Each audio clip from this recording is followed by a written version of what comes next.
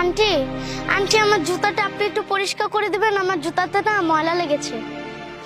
আচ্ছা বাবা, সমস্যা নেই, আমি তোমার জুতোটা পরিষ্কার করে দিতেছি, কেমন? আচ্ছা।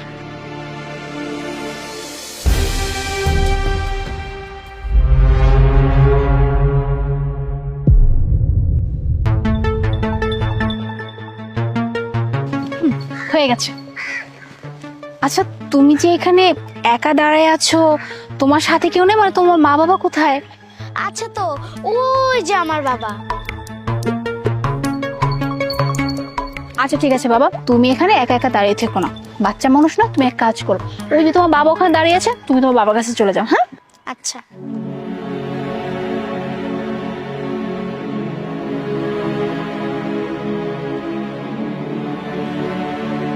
আজকে এত গরম বাইরে, আমার অনেক তৃষ্ণা পাইছে।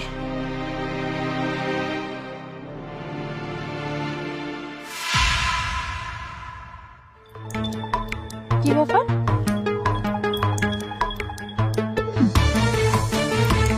আমার ব্যাগের মধ্যে এতগুলো টাকা, এতগুলো টাকা কিভাবে আসলো?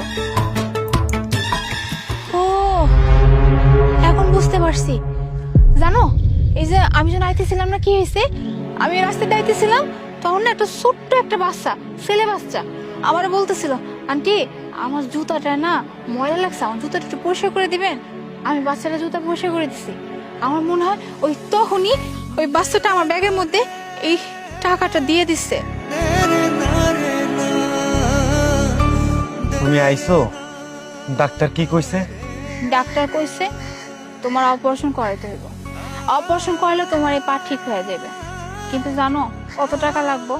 1,00,000 টাকা লাগবে। আমি তো এটা শুনে অনেক চিন্তায় পড়ে গেছি, কারণ এই যে তোমার অ্যাক্সিডেন্ট হওয়ার পর থেকে এই যে চিকিৎসা, পানি, ওষুধ পত্র, কত কিছু, এগুলো করতে করতে তো সব টাকা খরচ হয়ে গেছে। এখন আমি 1,00,000 টাকা কোথা থেকে পাবো? কে আমারে দিবে? আমার না, আমার মাথায় কিচ্ছু আইতেছে না, কি করব আমি? আমি এখন কি করবো? আমার মাথায় তো কোনো কাজ করতেছে না। আমার পায়ের অপারেশন যদি ঠিকঠাক মতো না করতে পারি, তাহলে তো আমার পা সুস্থ হইব না, আমি ঠিক মতো কাজ কামও করতে পারবো না। কি করবো? আমার মাথায় কোনো কাজ করতেছে না। আর তুমি তো মাইয়া মানুষ, তুমি বিভিন্ন জায়গায় কাজের জন্য গেলে বিভিন্ন জন বিভিন্ন কথা কইবো, খারাপ নজরে তাকাইবো, এটা তো আমি সহ্য করতে পারবো না। আমার মাথায় কিছু কাজ করতেছে না এখন। শোনো, তুমি ভাঙ্গা পড়ো না, তুমি ভাঙ্গা বললে আমার কি হইব কত?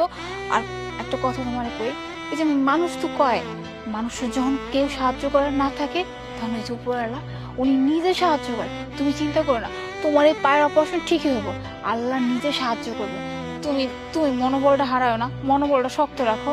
আমার অনেক বিশ্বাস আল্লাহর প্রতি, আল্লাহ ঠিকই কোনো না কোনো ব্যবস্থা ঠিকই করে দেবে।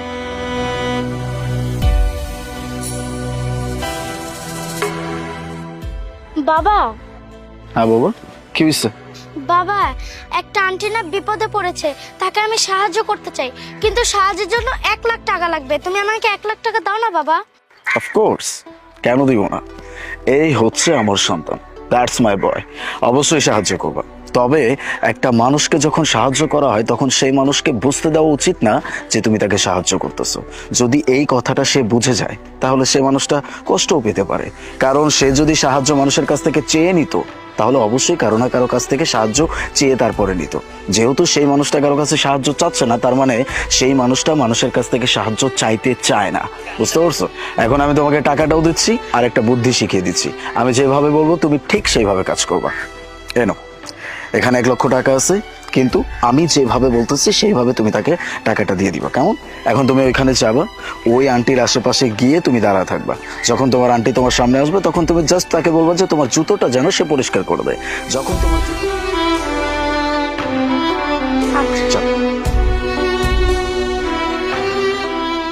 আমার না অনেক পানি পিপাসা লাগছে, একটু পানি খাওয়াইবা?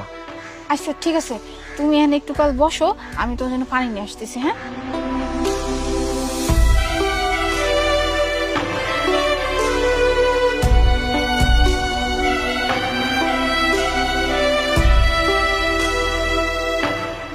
আমি তোমার বলছিলাম না, আল্লাহ আছে, আল্লাহ ঠিকই কোনো না কোনো ব্যবস্থা করে দিব। দেখছো দেখছো, তোমার অপারেশনের টাকা জোগাড় হয়ে গেছে। আল্লাহ আল্লাহ এই টাকা জোগাড় করে দিচ্ছে। আমার আল্লাহর প্রতি অনেক বিশ্বাস আসছিল উনি কোনো না কোনো ভাবে ঠিকই ম্যানেজ করে দিবে। তুমি আর চিন্তা করো না, তোমার পায়ের অপারেশন হবে, তুমি আবার আগের মতো হাঁটতে পারবা। আল্লাহ যা করে ভালো রকমই করে। আল্লাহর কাছে লাখো কোটি শুকরিয়া। আল্লাহ আমার টাকাগুলো পাওয়া দিচ্ছে, আমার পায়ের চিকিৎসা হইব। বাবা হয়ে গেছে, তাহলে এখন চলো। চল।